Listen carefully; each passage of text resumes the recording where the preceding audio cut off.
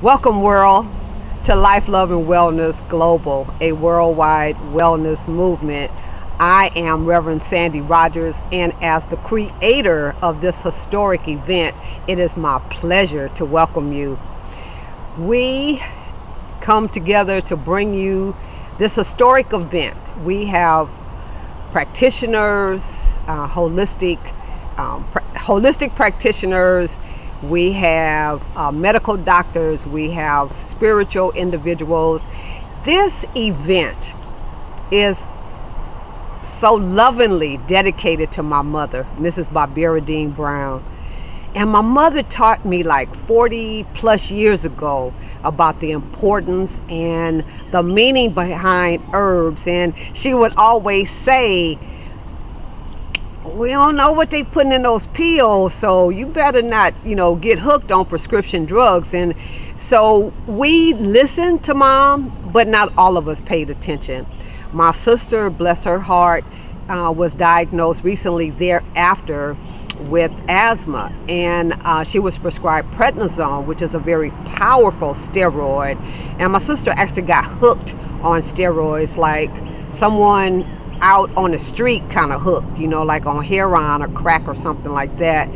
And so my mom and my sister are both on the other side, living in the other dimension, but they're upholding me, and this is dedicated to their memory. So we don't want to come and make you change your mind about what you're doing. We just want to provide information to you, something different, so that you have options to choose from, so that you're not stuck.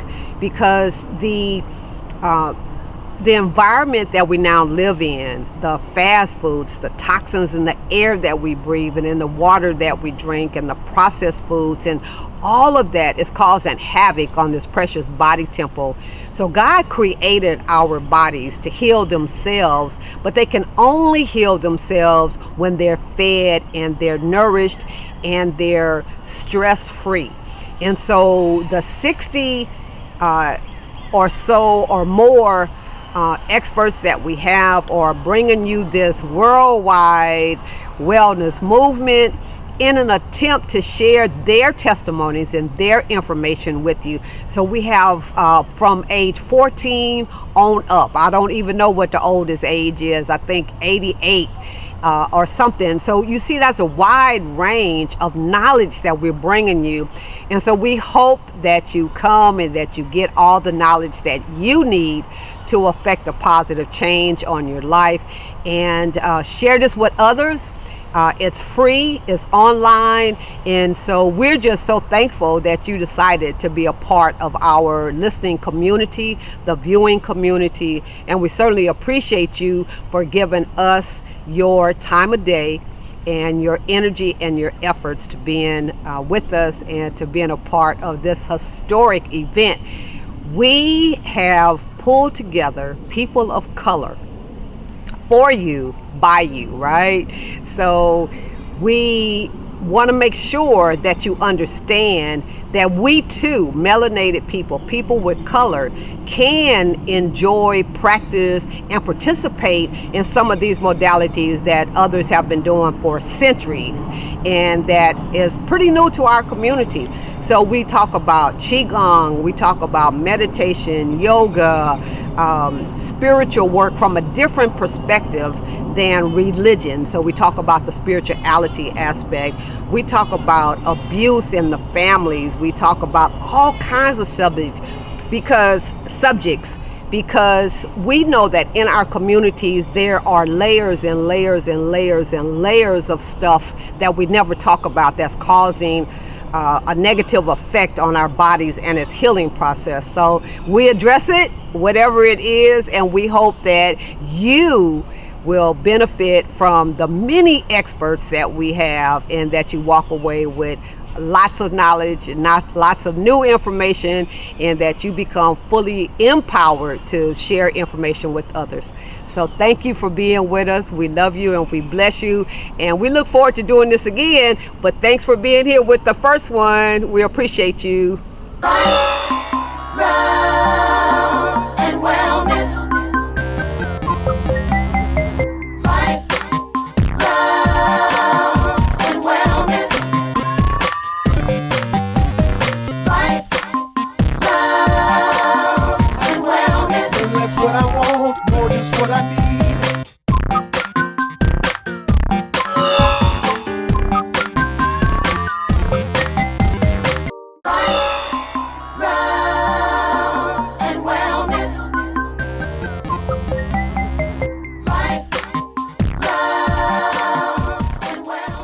Yes, thank you, Sandy. My name is Tammy Kinney, and I live in Winder. I live in Winder, Georgia, and Winder is considered the rural area.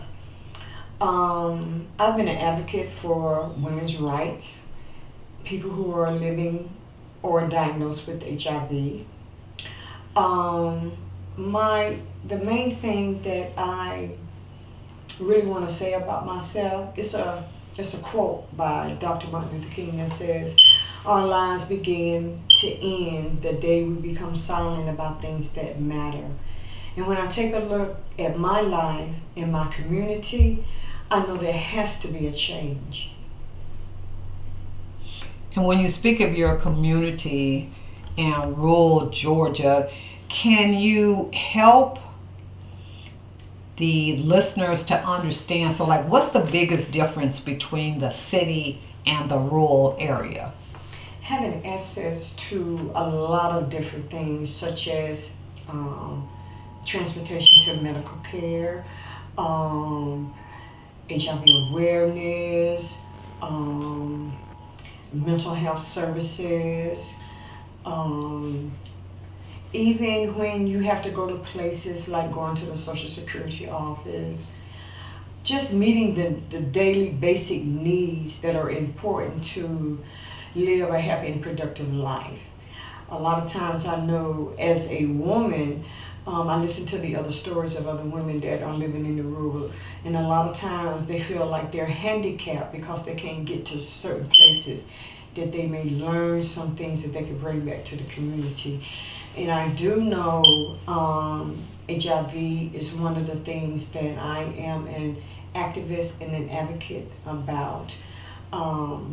In the rural area is lack of testing sites. And then a lot of time when you go to the health department, you may have to pay. Those are some issues that concerns me. And then I look at domestic violence, unhealthy relationships, transportation issues, healthcare issues. All these things tie in together that affects people that are living in the rural area. So, as you discover new areas that are not addressed here in the rural area, how do you respond to those needs? A lot of times I become angry. A lot of times within myself, I wonder, am I doing enough for my community? But I also take what's going on in my community or other rural communities to open forums in the metropolitan areas, because the rural do exist, and I don't want to feel like we're left behind. You know, they talk about the metropolitan areas, they talk about the things that go on, and they say the southern states. But I would like to see southern rural states or southern rural communities. And that's the part. About 5 years ago, a lady came to me and said, "Tammy, you do a lot for all the other organizations, and you live here next to 10 rural counties. Why don't you do something in the community that you live in?" And I actually said, "What?" So I really wasn't thinking very well, because I do this type of work, but I do it with other organizations. So I talked to some ladies, I prayed about it, and I came up with the name Rural Women in Action. You guys are dynamic. Thank you. What are some of the areas that your organization address?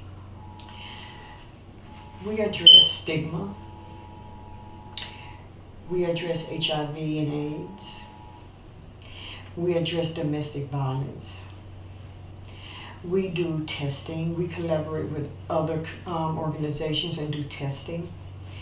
We talk about going back into the work field. We address all the needs that are beneficiary to people that are living in the rural area. We also talk about Alzheimer's in the Black community. We talk about breast cancer, ovarian cancer, things that are not discussed in our communities. And when I say our communities, I'm talking about the African American community, the Black community. And mental health is what we really need to talk about. It's another component, because a lot of times what we don't do in our culture is get to the root cause of really what's going on with us so we can be free. That's a powerful statement. So if there are issues, mental health, emotional wellness, Yes. if those are some underlying areas that need to be addressed, how do you go about in a small community like this? How do you go about waking people up to really have that discussion? Do you bring in, people from other areas, or? I do, but everything that I do, I pray about it first, because I could put something together on my own and it just be something I don't put together. But I like to give it some substance. So the people that I know, I talk to them about it. I talk to my community first. And if I have to bring in outside speakers, it's okay. It's okay. Because the same message that I carry, they also carry. And I don't know everything. So I bring in leaders from other communities to share their stories and their experience and their ideas, innovative ideas, and I want to say that. And then I start forming these conferences and workshops, and it's been working in my community and in other small surrounding communities. But you're not just working in your community. You're like in metropolitan Atlanta, in Fulton County. You're in Gwinnett County. Mm-hmm. You have another organization, Sassy 60s. Yes. You have this organization. And so you're doing like all of these events that are concerned with women and women's rights. Yes. I know you also participated in the National Education Association and their conferences that they hold. So you make sure that you're well-rounded and you're well-grounded with the things that you're learning. And so when you come back to your community, are you providing that information like in a newsletter or at church, or how do you get that information back to your community? Social media. My granddaughter gave me the tips and everything about how to do the Facebook and the social media, so I'm getting kind of good with that. Social media is one of the greatest tools when it comes to awareness and sharing information. So I do have a Facebook page that's Rural Women in Action. My church and communities. I make flyers, I post flyers, and other people share what I do as well. So that's one of the forms, the different forms of how I get the information out to other people, especially those who are on Facebook. Now, if it's someone that's not on Facebook, the flyers, and then a lot of people come to me and say, Tammy, what is Rural Women? What are they going to do next year? Or do you think you can put this together? And it works and it just fits right in. It's been a diverse type of leadership from different areas, from Atlanta. This year we had some awesome speakers. Wow. Of course, you came back, Sandy, and then we had some people from Franklin County that had a whole different type of story, but it impacted the conference so greatly. It was greatly needed. Yeah. And so what are some of the subjects? I really appreciated your target audience for this year, which were boys, young men, and grown men. So it was under construction. Yes. So tell us a little bit about that. Well, I wasn't sure what the title of the conference was going to be. We always use the title, Transformation plus Information equals Empowerment, right? So transforming minds. But this year, I formed a team. Well, actually, it's the same team every year. They're so powerful. And as you know, Sandy, with your help and your being so diligently involved, we came up with the title under construction. And that means that when you look at a construction site, they're putting things together. If they're not putting it together, they're breaking it down. And a lot of our young men today, they call them the millennium, the X generation, the unknown. They're broken. Okay? It may not look like it on the outer surface, but they're broken. Because if their parents are broken, then the children are broken. So let's not get the idea that it's all about the children. We have to bring the parents in. So this year's conference, we just broke down and got to the root of what's really going on. And it's not only the young boys and the young men. And like I said, it's in the home. So we address issues of loneliness, drug use, drug dealing, wanting to be the kingpin. And half of them really didn't even know what kingpin, they didn't know what that really meant. They just heard it on TV, looked at a movie, or somebody else in the community used the word. We even talked about the pants hanging down. But then we also talked about what is your purpose? Everybody has a purpose. And the job that you did, Sandy, with those kids, to me, I mean, they do so much more than the other groups because they're young and they see their vision. So this was also vision focused. And I like what you did about one of the two individuals you had in the group. They built a house. And you know, back in the day when we had a candy lady in the community, I love what your students did. They built a house and the lady was selling dumplings. So bringing those ideas and keeping young minds fresh is really major. Yeah. Well, my son spoke first, him and a cousin of ours. So I could relate to his issues and his feelings as a parent. Because I myself was broken. So if I was broken, my children were broken. So when they first opened up the conference, and my cousin, the young lady that spoke, they spoke together, she was also broken. So in my mind, I said I wanted to give the people something that they can think about. Not 1 day, 2 days, but I want them to really reflect back on what happened today. So my son spoke about, it was called the symbolic apology. And the cousin talked about, she was doing the apology. And my son was talking about the apology coming on a spiritual level. And it was just so awesome. That brought tears to my eyes because I actually never seen my son perform. This is the second time that I've seen him perform doing spoken words. So that was awesome. And our guest speaker, our featured speaker, you know, I believe it's so much race issues in the world today, but everybody's dealing with the same thing. So I just really still today, I understand how separation comes, but we just can't even be separated. So the featured speaker just really laid his life out for us.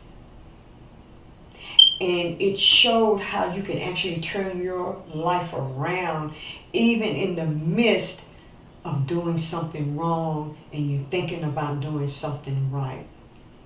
And I know everybody has been there before. You're doing something wrong, but you're thinking about something that should be right. So that's what that particular featured speaker, he brought to life. So it was a really awesome day. Yes. I do have a team, and you're part of that team, because I have learned over the years, it is nothing wrong with taking suggestions and looking at it for what it is really worth, because we can't do this stuff by ourselves. And I keep in mind my spiritual nature has a lot to do with me making right choices. Walk in your authentic self. And that have stayed with me before Rural Women in Action has ever started. And because I remember wearing the mask, wanting to be somebody that I wasn't, all that other stuff. So I take suggestions. I listen to other people's thoughts. I pray about it. And I use what is important, not only to me, but to them, and mostly for the community, because that's what matters. You know, I hear the phrase, one person can make a difference. And I'm good with that.